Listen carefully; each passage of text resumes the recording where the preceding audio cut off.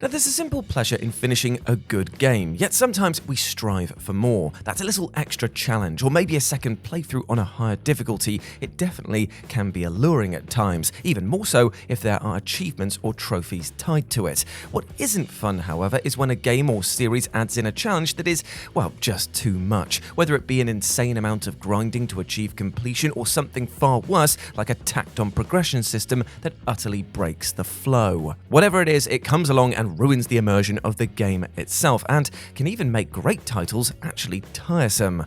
So let's take a look at them. I'm Jules, this is WhatCulture.com, and these are 10 challenges that ruined video games. Number 10. Trials Rising Incessant Level Grind. Now, Trials games, in all of their iterations, have had one simple mechanic: do well and unlock more levels. As the player progresses, the requirements for higher medals become steeper, so the need to revisit old tracks and do better arises, which is fine. It's how you get better for the increased challenge in the tracks. But fast forward to current times, and Ubisoft has, unsurprisingly, slipped some insidious mechanics in there, like a leveling system. Whereas before, when players unlocked new tracks based on skill, instead they're now behind level caps, so players could have gold or platinum medals up until this point, yet still need to repeat tracks for paltry experience gains.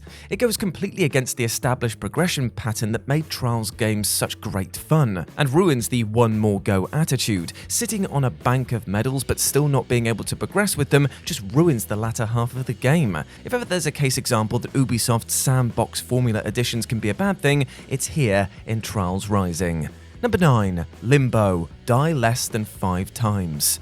Now, Limbo, Playdead's 2010 Xbox 360 debut, could easily be described as an experience. It's dark, it's harrowing, and it's got the best/worst giant spider implementation since Resident Evil. And that is not an exaggeration, it still gives me bloody nightmares. But part of the joy of experiencing this bleak adventure is going in blind and experiencing the twists and turns it brings. Traversing different landscapes, each one rife with puzzles and pitfalls, is brilliant fun.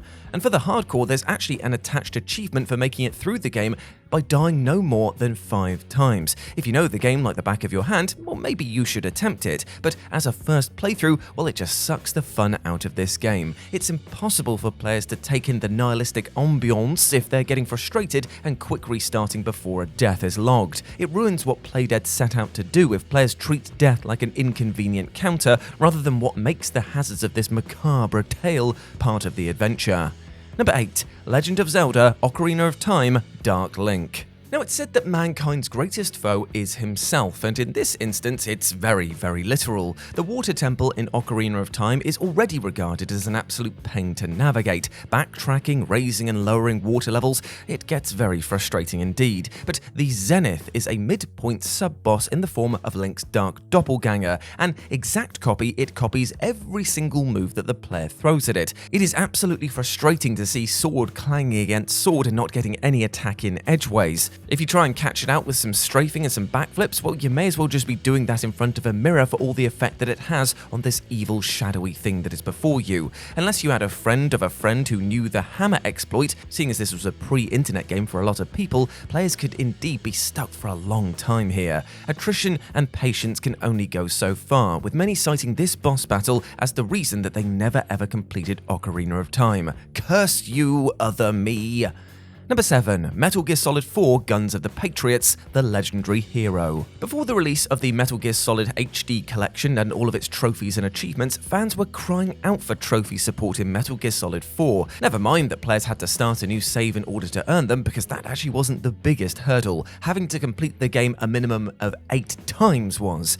Whilst there are some fun trophies to unlock that I won't spoil, it makes it all for naught when you realise that the biggest requirement in this game is to unlock 40 badges. Some of these require beating the game on its highest difficulty, not killing anyone, that kind of insanity, in a Metal Gear game no less. Oh, and to really butter the crumpet, they don't stack, hence the need to complete the main game 8 times. I mean, have you played Metal Gear Solid 4? Some of those cutscenes are massive, let alone the loading times when you try to skip them.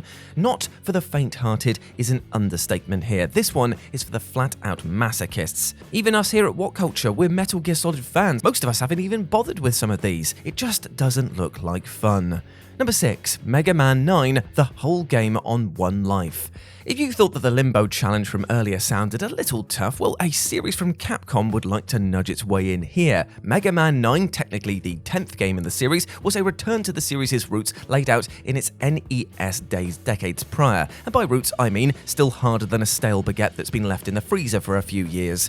Completing an old-school Mega Man game is hard enough on its own, but the real cherry on the cake with this game is the Invincible Challenge. That's right, you're trying to run the entire game from start to finish without dying. Now, there are some ways around it, relying on the use of save manipulation and the like, but it is a knife's edge run no matter how you cut it, as there's no way of telling if it's been done correctly or not. However, the last area, Dr. Wily, or Dr. Wywee if we're going to be technical about it, cannot be manipulated as such, so saves scum away, but it could be all completely wasted by the time that players got to the last level. And there are so many hours in the day, and the thought of wasting them at the 11th hour to see Mega Man pop his robo-clogs seems like an infuriating waste. Number 5. Fable 3, Paying Off the Evil. Fable has always been a bit of a quirky series. A light-hearted take on the fantasy genre, it still managed to mess around with moral choices and consequences throughout, which is why it was somewhat funny when the third game gave you the option to pay off the final boss, as it were. Long story short, there's a big evil roaming the land, and the ultimatum is to let it destroy half of your kingdom or pay it a massively large sum of money. Now, it sounds pretty straightforward and binary, yet the catch is that the player is on a kind of time limit. If, and it is a big if, you knew it was coming and had the foresight to save ahead, then it is slightly more enjoyable. To the unsuspecting though, it is a ridiculous amount to cough up to keep the evil at bay in such a short time. Worse still, the game will catch you out if you try and accrue money without letting time pass, making it completely pointless in the end. On the bright side though, at least the kingdom will be slightly quieter with less noisy people around. Number 4. Red Dead Redemption 2, Going for Golds. Rockstar, for all of their faults, can definitely write a good story. Red Dead Redemption 2, 2018's prequel western hit, is one hell of a rich and detailed world and narrative. As such, it should be played naturally and not rushed. Living out Arthur Morgan's journey is something to be taken in stride, however the missions actually play out. So when players think that they've done well in a shootout or a robbery, it's rather discouraging to see a bronze medal rewarded at the end, and it's even more disheartening to see what the requirements for gold are at those times. A lot of it boils down to speed running effectively, but to rinse through missions is a massive waste of the world that Rockstar have built. But you know what, that's not all. It's also finicky to control in a rush, nor is Arthur built like a tank, which makes it a rigmarole to die, restart, load a cutscene, and then just hope for the best this time around. The game also doesn't tell you the requirements the first time you play it, so the fact that players have to do every mission at least twice in order to gain golds, well, it just taints the whole thing. Number 3. Monster Hunter World, Tempered Tantrum. Monster Hunter, as the title suggests, is all about the hunt. Within each title, they start off small, but by the end, players are chasing the most illustrious and magnificent of all of beasts. As such, the bigger they are, the easier they fall when you've got a like-minded team of hunters on your side. A problem shared, that kind of thing. But tempered monsters, which were introduced in World, are the peak of hunts. The holy grail, the bragging rights. Killing or capturing these is the highest of accomplishments. Unless, sadly, players have got nobody to help them with it. Now, it seems obvious to say, but do not take on these big nasties solo. But then that implies that players have to play online or with others. Conversely, it's not an impossible feat to fell them on one's own. It is, quite rightly, a highly straining task that will net high rewards if you are lucky, but more often than not comes with the hefty fine of reduced loot via way of a knockout. I'm sure that there are many hardcore players that have done it, but for the everyman hunter, it just isn't worth the hassle. Number 2. Alan Wake. Too much coffee for one man. Finding hidden collectibles in gaming is usually quite a fun activity. Going off the beaten track to grab something shiny definitely breaks up the main game monotony.